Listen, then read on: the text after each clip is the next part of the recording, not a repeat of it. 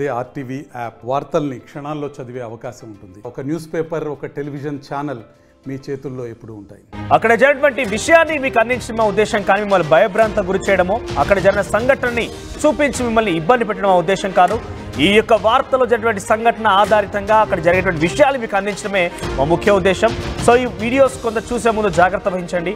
అయితే మేడ్చల్ మర్డర్ కేసులో జరిగినటువంటి సంచలనమైనటువంటి ఆ మర్డర్ కేసులో కొన్ని ఆసక్తికర విషయాలు వెలుగు చూశాయి. అన్నను నిన్ను చంపుతానని చెప్పి మరి చంపేశాడు ఆ తమ్ముడు. నిత్యం రోజు మద్యం సేవించి ఏం పని చేయకుండా ఇంటికి వచ్చి అమ్మని వదిలిని కొడుతూ ఉండేవాడు. అంటే తన భార్యని అమ్మను కొడుతూ ఉండేవాడు. దీంతో ఈ టార్చర్ భరించలేక పక్కాగా నేను చంపేస్తానని చెప్పిన తమ్ముడు అన్నను చంపేశాడు.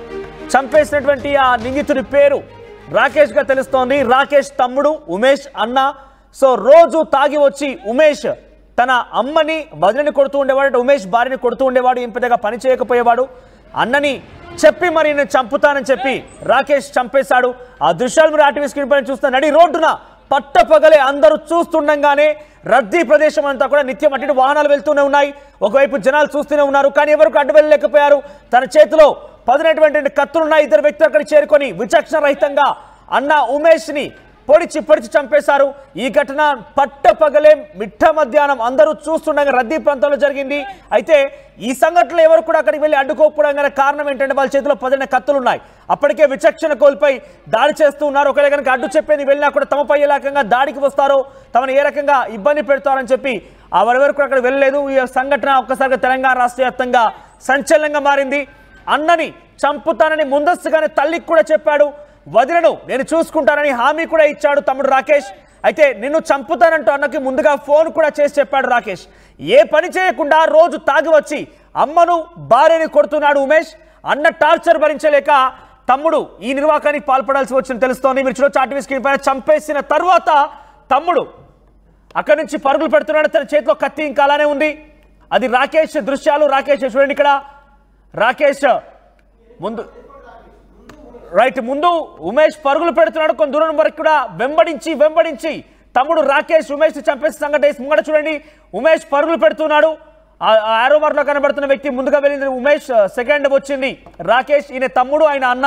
నిన్న సాయంత్రం 4:40 సమయంలో ఈ ఘటన చోటు చేసుకుంది. ఒక సీసీటీవీ కెమెరాలో రికార్డ్ అయిన దృశ్యాలు ఇవన్నీ కూడా. ముందుగా అక్కడి నుంచి తమ్ముడిని చూసి ఉమేష్ పరుగులు పెట్టాడు. అయితే ఆపకుండా వెంబడించిన తమ్ముడు రాకేష్ అన్నను వెంబడించి మరి హతమార్చే ప్రయత్నం చేశాడు. కత్తులతో పొడిచి చంపేశాడు. ఆ తర్వాత వెనక్కి తిరిగి అక్కడి నుంచి వెళ్ళిపోయాడు. పరుగులు తీసి వెళ్ళిపోయాడు. సో ఈ సంఘటన కొంత కలవరపాటు గురి చేసింది. తెలంగాణ వ్యాప్తంగా ఒక హాట్ టాపిక్ గా మారింది. నిత్యం రద్దీగా ఉన్నటువంటి ఆ ప్రాంతంలో పక్కనే వెహికల్స్ వెళ్తున్నాయి, బస్సెస్ వెళ్తున్నాయి, వ్యాన్ వెళ్తోంది, కొన్ని లారీలు వెళ్తున్నాయి. అటువైపుగా నిత్యం రద్దీగా ఉండే ప్రాంతం అని జనం కూడా చూస్తూనే ఉన్నారు. కానీ ఎవరు కూడా అడ్డుకోలేకపోయారు. నడి రోడ్డు పైన ఈ మర్డర్ ఒక్కసారిగా తెలంగాణ రాష్ట్ర వ్యాప్తంగా మరోసారి సంచలనంగా మారిన పరిస్థితి. ఒకసారి ఈ సంఘటనకు సంబంధించి తల్లి ఉమేష్ తల్లి మాట్లాడారు. ఆవిడ ఏం మాట్లాడి తన ఆవేదన వ్యక్తం చేశారు. పక్కాగా తనకు సమాచారం తెలుసానంటే ఆవిడ కూడా నాకు తెలుసానని చెప్పుకున్నట్టుగా తెలుస్తోంది. ఒకసారి ఆ తల్లి ఏం మాట్లాడిందో విందాం. ఏం జరిగిందో మేడం, నేను ఇంటికాడ లేను, నేను వేరే జాబ్. మీకు ఎవరు చెప్పారు? సమాచారం ఎవరు ఇచ్చారు మీకు? ఎవరు చెప్పారు అంటే కొడుకు ఇట్లా చనిపోయారని ఎవరు చెప్పారు మీకు? నేను ఊరికి వచ్చిన ఇటు ఊరికి వస్తే. ఎంత దూరం అంటే ఇక్కడ డిపోకి మీ ఇల్లుకి ఎంత దూరం? చాలా దూరం ఉంది. అక్కడ నుంచి ఉరికేస్తుండు మా కొడుకు అంట. ఉరికేస్తే వాళ్ళు బండి మీద వచ్చి చాకుతోని పొడిచిరంట. అలా అందరూ ఉన్నారు మంది. ఎందుకు జమ అయ్యారని నేను ఉరికేసి చూస్తే నా కొడుకు ఆడ పడిపోయింది. రక్తం పోతుంది. ఆయనే ఏడ్చుకున్నా ఉన్నాయి. ఇక ఆయన ఏడ్చుకుంటా ఉంటే వాళ్ళు ఏదో తీసుకొచ్చిరు ఇంట్లో తీసుకుపోయానికి. నేను కూడా ఇట్లా పట్టుకున్నా. అలా వేసిన ఎక్కడ పోయింది వస్తా మేడము, నా కొడుకు తిడతారు కొడతాడు. కొడుకే కదా మేడం, ఏం చేస్తాం ఇక. అంటే ఎందుకు పొడిచిరని మీరు అనుకుంటున్నారు? మీకేం తెలుసు? అయితే ఎందుకు కొడిచిరంటే మా జర సత్తాచిస్తాడు మా పెద్ద కొడుకు. ఇంట్లో తాగి ఎవరికి చూడరు, అందరికి కొడతాడు. ఒక్కటే దెబ్బ కొడితే దెబ్బతో లేవరు ఇక మనుషులు. రాత్రి నాకు కూడా కొట్టింది, నా బిడ్డ కొట్టింది. అయితే ఈడ వచ్చినాము. ఈడ వస్తే కాంప్లెక్స్ ఇచ్చి పోయినాము. ఈ 2 రోజులు 3 రోజులకు తొలకపోతాము అని అన్నారు. మేము కూడా వచ్చి ఇక పోలీసు పెద్దడు ఉంటాడు కదా సారు, ఆయన దగ్గర వచ్చి ఇక ఏదో రాపించుకొని జైల్లో పంపుతామని అనుకుంటాము. ఇక నా కొడుకు ఎప్పటి నుంచో కళలా వేసుకున్నాడు. ఇక చిన్నోడు ఇట్లా ఉంటే మనం బాగుపడము, మన చెల్లి పెళ్లి కూడా చేయము అమ్మా, ఇక ఏదన్నా చేస్తామని ఇక వచ్చేసారు. ఇక ఇట్లా చేసిండు. అంటే ఇప్పుడు ఇద్దరు కొడుకులు మీరు కలిసే ఉంటారా? మేము ఎప్పటి నుంచి కలిసే ఉన్నాం. వాళ్ళు వేరే తినలేరు, వేరే పోలేరు, ఒక జాగానే ఉన్నాం. చిన్న ఆయన ఏం చేస్తారు మరి? చదువుకుంటున్నారా? మరి మీ కోడలు కూడా మంచిగా చూసుకునేవారా? అంటే మా కోడలు మంచిగానే చూసుకుని ఉంది కదా, అడుగు మంచిగానే చూస్తాం మేము. ఎప్పుడు ఏం గొడవ చేయము. నేనే వంట చేస్తా, నేనే అందరికి పెడతా, నేనే మంచిగా చూస్తా. అందరికి పైసలు కూడా నేనే ఇస్తా. మంచిగానే ఉంటాం మేడం. గొడవ ఏం చేయము. వాళ్ళు 2 సంవత్సరం ఈడ వచ్చి, మాకు 5 సంవత్సరం అవుతుంది. ఊరికాడ నుంచి ఈడ బతుకుతామని వచ్చినాము.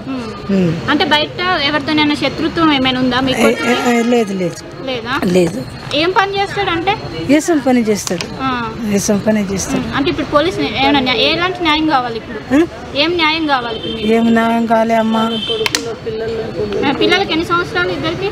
ఈమెకు 5, ఆయనకు 3. నేను ఈడ ఇంట్లో పని చేస్తున్నా, బోలుగు గిన్నెలు దోమతా. వాళ్ళు ఏదో కంపెనీలో వెళ్తారు మేడం. గరిపులో ఉన్నాం మేడం మేము. ఏంటంటే వానికి ఫారెన్ పంపించాలనుకున్నారు. అంటే పెద్దోడిని అంటే 2 ఇయర్ నుంచి వాడు ఇంట్లోనే ఉన్నాడు. వాళ్ళ భార్యను కూడా పనికి పంపించడం లేదు. అయితే నేను ఫారెనే పోతా అమ్మా, ఇప్పుడు నా భార్య కూడా పనికి వెళ్ళదు అనుకుంటా అన్నాడు. అంటే సరే తీరా అనేగా వాళ్ళ చిన్న కొడుకు ఇక్కడనే చదువుకుంటాడు. వానికి యూనివర్సిటీలో సీట్ వచ్చింది. వానికి బీటెక్ ఏమో చేస్తుండు. అయితే వాడు అక్కడ చదువుతుండు. ఇక వీళ్ళ దగ్గర డబ్బులు లేవు. లేకుంటే ఇక వాడే ఎక్కడో డబ్బులు చేసి కట్టిండు. అది కడతారు కదా, వాళ్ళకి కట్టి అట్లా కట్టేసి వానికి పంపిద్దామని అనుకున్నారు. అనుకునేగా మొన్న వీసా వచ్చింది, టికెట్ కూడా బుక్ అయింది. అంటే ఎక్కడి నుంచి? బొంబాయి నుంచి బుక్ అయింది. అయితే మా బావను మా అన్న ఇద్దరు వానికి దోలుకొని వెళ్ళిరు అక్కడ నుంచి ఎక్కిద్దామని. వెళ్తే ఇక అక్కడ పోయి కొంచెం తాగిండంట. తాగేసి ఆడ కంపెనీ వెళ్ళి అక్కడ కంపెనీలో వెళ్ళి లొల్లి చేసిండు. వాళ్ళ కొడుకు లొల్లి చేస్తే మేము వీనికి పంపించాం, వీడు సైకోలా ఉన్నాడు, అక్కడికి పోయి ఏమైనా చేసుకొని మళ్ళీ మా పేరు చెప్తాడు అనుకుంటా వాళ్ళు అక్కడ నుంచి అస్సలు మేము ఇక్కడ నుంచి అస్సలే పంపించాం, మీరు ఇంటికి తీసుకెళ్ళండి అని వాళ్ళు పంపిర్రు. పంపినప్పటి నుంచి ఇక నేను వీనికి ఇంట్లో సాదాలా, ఇంట్లో అన్నీ తెచ్చిపెట్టుడు అది ఇది అనుకుంటా వీళ్ళ చిన్న కొడుకు వీనికి ఇంట్లోనే కూర్చొని తినడం కూడా చేతన అయితే లేదు. ఇంట్లో కూర్చొని కూడా అమ్మని కొడతాడు, చెల్లెని కొడతాడు, అందరినీ అట్లా చేస్తాడు. వాళ్ళ డాడీ కూడా 2-3 రోజులు ఇంటికే రాడు వాని భయానికి. ఇక అట్లా ఇక మాకు కూడా చెప్పిండు, అక్క వీడు చైన్స్ గాడు, వీనికి ఏదో ఒకటి చేయాలి అని ఫిక్స్ అయ్యండి. ఇక పడుతుంది, బాగానే ఉన్నారు. కానీ వీడు వచ్చి కూర్చుంటాడు ఇక ఇంట్లోనే, ఇక లొల్లిలు చేస్తాడు, అట్లా అది ఇది చేస్తూనే అట్లనే ఉంటాడు అన్నట్టు. ఏం పనికి వెళ్ళాడు, ఏం చేయడు. ఇక ఏదన్నా పని ఒకరోజు పనికి వెళ్ళిండా, వచ్చిన డబ్బులతోటి తాగేస్తాడు, ఇంట్లో గొడవ చేస్తాడు. అదే పెళ్ళి అయ్యి వాడు ఇక అమ్మాయి 8 ఇయర్ కావచ్చు. మేము కూడా ఎక్కువ రామన్నట్టు ఇక్కడ మేము ఆడ మణికొండలో ఉంటాం, అక్క వాళ్ళు ఇక్కడ ఉంటారు. ఇక ఇట్లా జరిగింది. ఇక మాకు ఇప్పుడు తెలిస్తే మేము వచ్చినాము. అట్లా చేస్తాడు. వాడు కూడా మంచోడే కానీ తాగినప్పుడే అట్లా అయిపోతాడు. ఇక అదే ఇక వీడు పగ పెట్టుకున్నాడు. ఇక ఎప్పటి నుంచో వీడు మన చెల్లె ఉందిరా, చెల్లెకి పెళ్లి చేయాలి అనుకుంటా వీడు ఆలోచిస్తాడు. కానీ వాడు ఎప్పుడు ఆలోచించలేడు.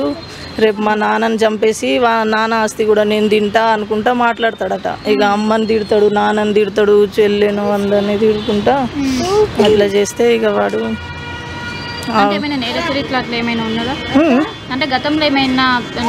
ఉన్నాయి. పోలీస్ స్టేషన్లో కేసులు బాగానే ఉన్నాయి.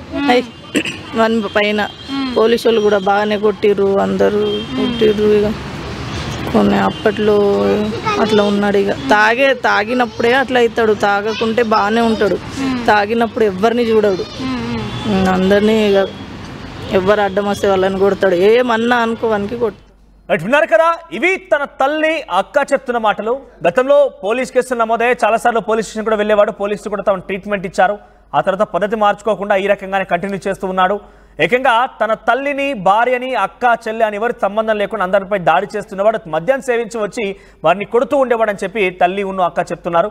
సో ఈ సంఘటన ఆధారితంగా మనం చూస్తుంటే కొంత ఇబ్బందికరంగానే ఉంది. తన సొంత తమ్ముడే, రక్తం పంచుకొని పుట్టినటువంటి తమ్ముడే ఈ రకంగా నిర్వాకానికి పాల్పడ్డాడు, ఏకంగా దాడి చేసి చంపేశాడు అని అంటే ఎంత క్రూయల్గా డిసిషన్ తీసుకున్నారో కుటుంబం కూడా ఒక రకంగా చూస్తుంటే, వారి మాటలో చూస్తుంటే కనుక వారికి ముందస్తుగా సమాచారం తెలుసు అన్నట్టుగా అర్థమవుతోంది.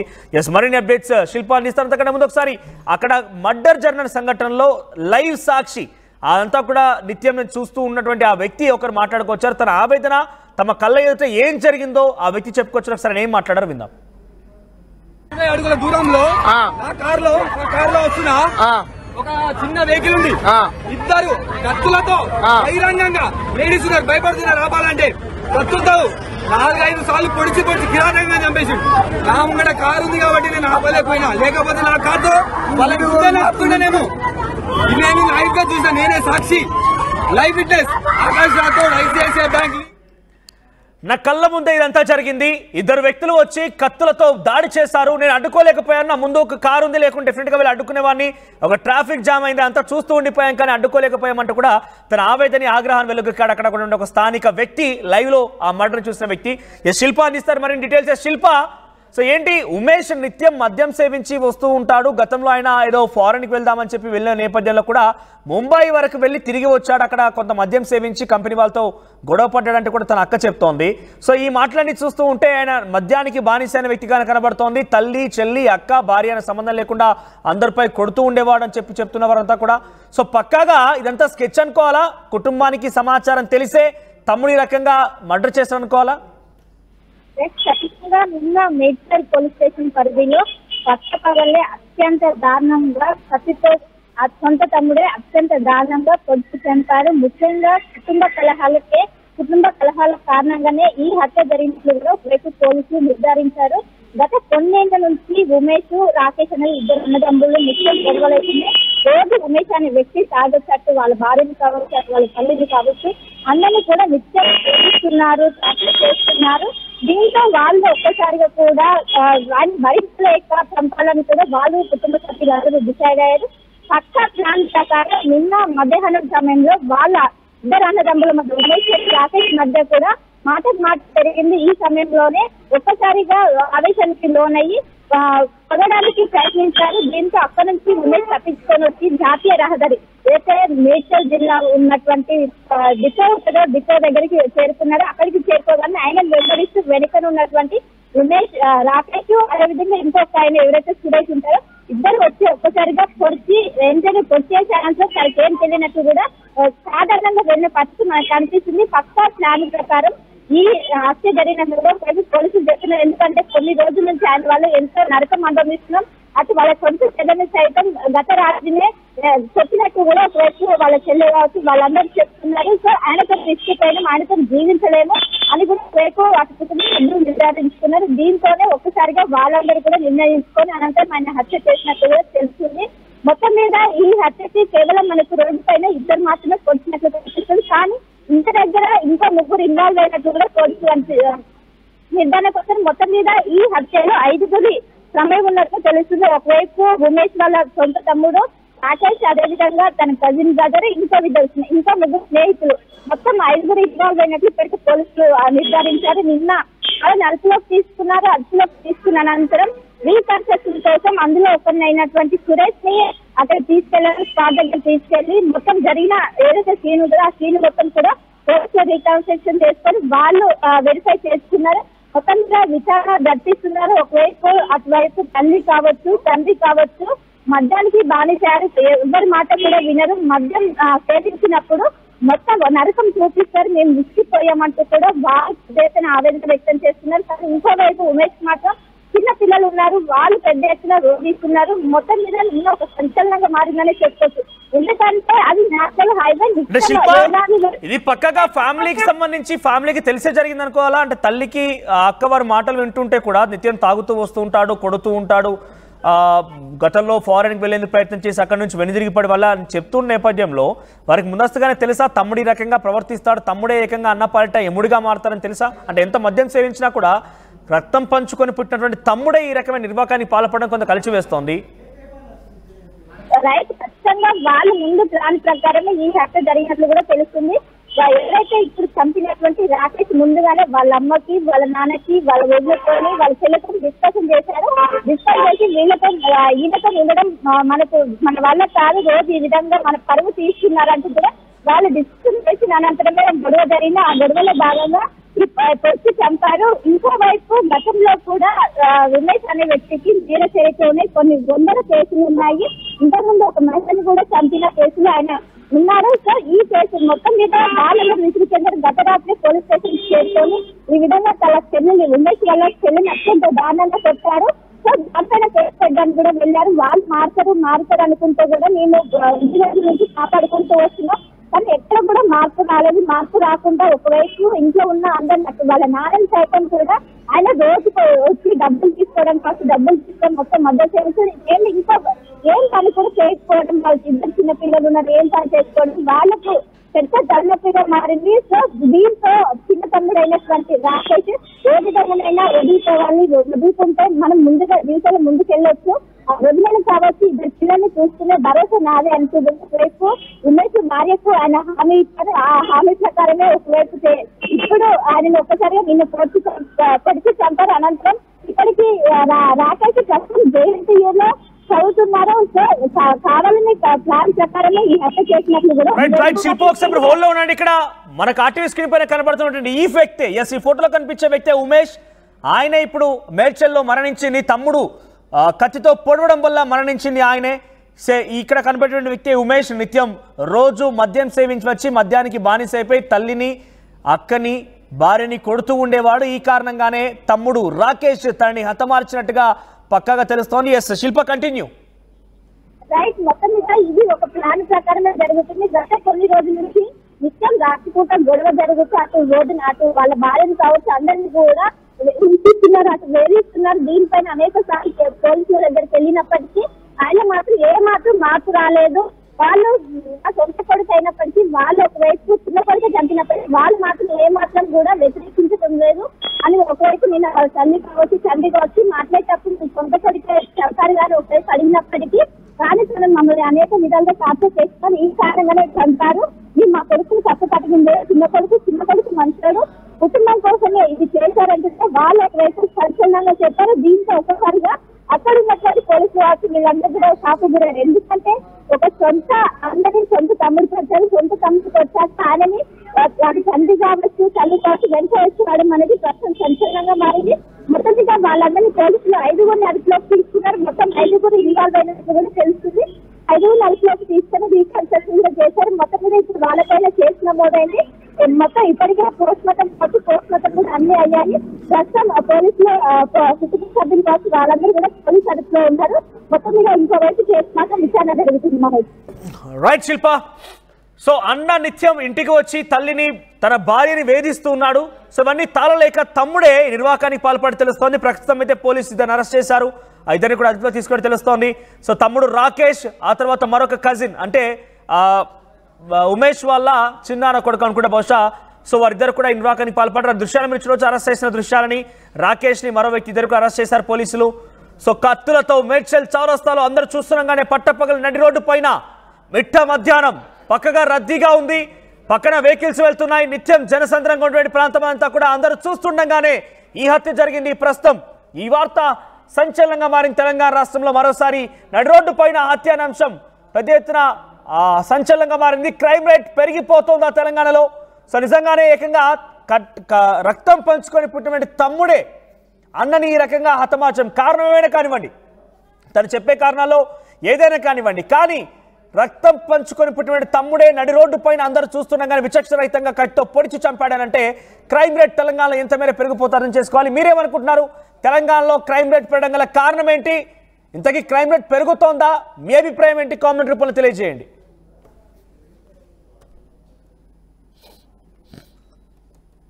ఏం జరిగిందో మేడం, నేను ఇంటికాడ లేను, నేను వేరే జాబ్. ఎవరు చెప్పారు? సమాచారం ఎవరు ఇచ్చారు మీకు? ఎవరు చెప్పారు అంటే కొడుకు ఇట్లా చనిపోయారని ఎవరు చెప్పారు మీకు? నేను ఊరికి వచ్చిన ఇటు ఊరికి వస్తే. ఎంత దూరం అంటే ఇక్కడ డిపోకి మీ ఇల్లుకి ఎంత దూరం? చాలా దూరం ఉంది. అక్కడ నుంచి ఉరికేస్తుండు మా కొడుకు అంట. ఉరికేస్తే వాళ్ళు బండి మీద వచ్చి చాకుతోని పొడిచిరంట. అలా అందరూ ఉన్నారు మంది. ఎందుకు జమ అయ్యారని నేను ఉరికేసి చూస్తే నా కొడుకు ఆడ పడిపోయింది, రక్తం పోతుంది. ఆయనే ఏడ్చుకున్నా ఉన్నాయి. ఇక ఆయన ఏడ్చుకుంటా ఉంటే వాళ్ళు ఏదో తీసుకొచ్చారు ఇంట్లో తీసుకుపోయానికి. నేను కూడా ఇట్లా పట్టుకున్నా, అలా వేసిన. ఎక్కడ పోయింది వస్తా మేడము, నా కొడుకు తిడతారు కొడతాడు. కొడుకే కదా మేడం, ఏం చేస్తాం ఇక. అంటే ఎందుకు పొడిచిరని మీరు అనుకుంటున్నారు? మీకేం తెలుసు? అయితే ఎందుకు కొడిచిరంటే మా జర సత్తా చిస్తాడు మా పెద్ద కొడుకు. ఇంట్లో తాగి ఎవరికి చూడరు, అందరికి కొడతాడు. ఒక్కటే దెబ్బ కొడితే దెబ్బతో లేవరు ఇక మనుషులు. రాత్రి నాకు కూడా కొట్టింది, నా బిడ్డ కొట్టిండు. అయితే ఈడ వచ్చినాము, ఈడ వస్తే కాంప్లెక్స్ ఇచ్చి పోయినాము. ఈ 2 రోజులు 3 రోజులకు తొలకపోతాము అని అన్నారు. మేము కూడా వచ్చి ఇక పోలీసు పెద్దడు ఉంటాడు కదా సారు, ఆయన దగ్గర వచ్చి ఇక ఏదో రాపించుకొని జైల్లో పంపుతామని అనుకుంటాము.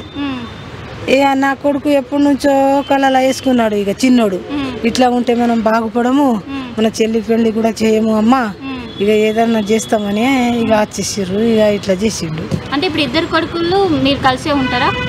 మేము ఎప్పటి నుంచి కలిసే ఉన్నాం. వాళ్ళు వేరే తినలేరు, వేరే పోలేరు, ఒక జాగానే ఉన్నాం.